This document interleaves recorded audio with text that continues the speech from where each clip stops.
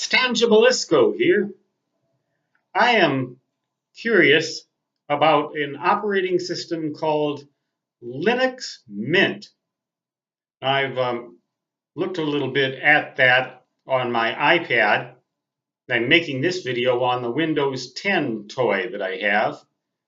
And I emphasize the word toy because I'm contemplating wiping this the hard drive of this little notebook computer completely clean and installing Linux Mint on it instead. I don't know whether Windows 10 will let me do something like that, whether it will let me format the disk or not, but I really don't see how it can stop me. I mean, suppose I wanted to add a brand new version of Windows 10. How would they know what I'm going to add or put back in place of Windows 10?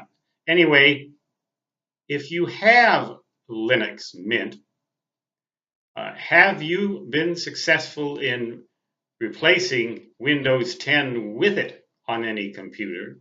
That's question number one. And number two, how do you like that operating system? How does it work for you? How does it play for you? Does it put on a good show? Is it easy to install? I'm kind of a dummy when it comes to computers, actually. My specialty is ham radio, and in particular ham radio antennas. So I'm in a little bit of a different league than the sort that I'm used to playing in. But it is a toy, and the worst thing that can happen to it is that I screw it up permanently, and it only cost about $250. I don't think the thing will reach out and try to strangle me, even with Windows 10 still on it. So, how do you like Windows Mint?